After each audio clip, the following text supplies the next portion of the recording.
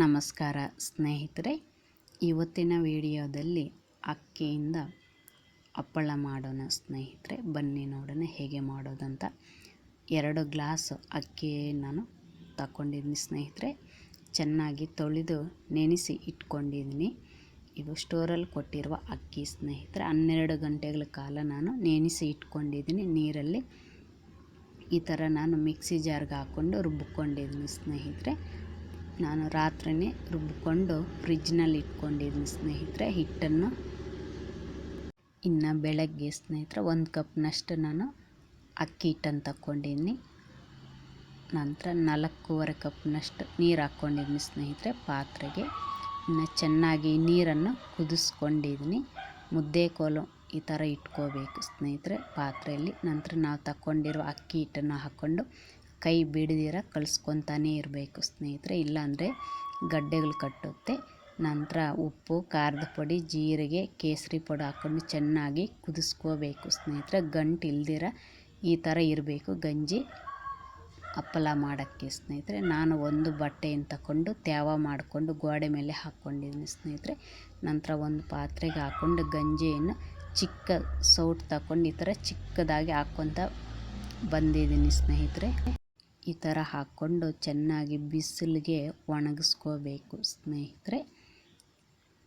ನೋಡಿ ಸ್ನೇಹಿತರೆ, ಸಾಯಂಕಾಲ ಯಾವ ಥರ ಆಗೋಗಿದೆ. ನಾವು ಹಾಕಿರುವಂತಹ ಸಂಡಿಗೆ ಅಥವಾ ಹಪ್ಪಳ ಬಟ್ಟೆಯನ್ನು ತಿರುಗಿಸ್ಕೊಂಡು ಈ ಥರ ನೀರು ಹಾಕ್ಕೋಬೇಕು ಸ್ನೇಹಿತರೆ. ಬಟ್ಟೆ ನೆನೆಯುವಷ್ಟು ನೀರು ಹಾಕ್ಕೊಂಡ್ರೆ ಅವಷ್ಟಕ್ಕವೇ ಬಂದುಬಿಡುತ್ತೆ, ಈಸಿಯಾಗಿ ತೆಗಿಬೋದು ಸ್ನೇಹಿತರೆ. ನೀವು ಹಾಗೆ ತೆಗಿಯೋಕ್ಕೆ ಹೋಗಬೇಡಿ ಸ್ನೇಹಿತರೆ, ಬರಲ್ಲ ಅವು. ಈ ವಿಡಿಯೋ ನಿಮಗೆ ಇಷ್ಟವಾದಲ್ಲಿ ಲೈಕ್ ಮಾಡಿ, ಶೇರ್ ಮಾಡಿ, ಹಾಗೆ ಮರೀದಿರ ನೀವು ಸಬ್ಸ್ಕ್ರೈಬ್ ಮಾಡ್ಕೊಳ್ಳಿ ಸ್ನೇಹಿತರೆ. ನೀವು ಮಾಡ್ಕೊಳ್ಳೋ ಸಬ್ಸ್ಕ್ರೈಬು ನಮಗೆ ತುಂಬ ಉಪಯೋಗ ಆಗುತ್ತೆ ಸ್ನೇಹಿತರೆ. ನೋಡಿ ಸ್ನೇಹಿತರೆ ಯಾವ ಥರ ಅವು ಈಸಿಯಾಗಿ ಬಂದುಬಿಡುತ್ತೆ ಅಂತ. ಈ ಥರ ಈಸಿಯಾಗಿ ತೆಗಿಬೋದು ಸ್ನೇಹಿತರೆ. ನಾವು ಒಂದು ವೇಳೆ ಬಂದಿಲ್ಲ ಅಂದರೆ ಇನ್ನೊಂದು ಸರ್ತಿ ಅದರ ಹಿಂದ್ಗಡೆ ಸ್ವಲ್ಪ ನೀರು ಹಾಕ್ಕೊಳ್ರಿ ಸ್ನೇಹಿತರೆ, ಬಂದುಬಿಡುತ್ತೆ. ಈ ಥರ ನಾನು ಬಿಡಿಸ್ಕೊಂಡಿದ್ದೀನಿ ಸ್ನೇಹಿತರೆ. ಹಪ್ಪಳವನ್ನು ಒಂದು ಪಾತ್ರೆಗೆ ಹಾಕ್ಕೊತಾ ಇದ್ದೀನಿ.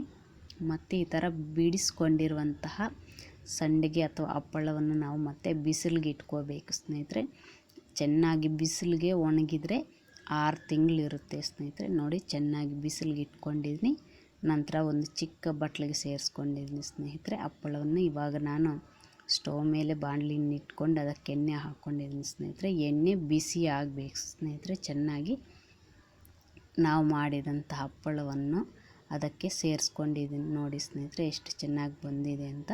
ಗರಿ ಗರಿಯಾಗಿ ಇರುತ್ತೆ ಸ್ನೇಹಿತರೆ, ತಿನ್ನೋಕ್ಕೂ ಸಹ ರುಚಿಯಾಗಿರುತ್ತೆ.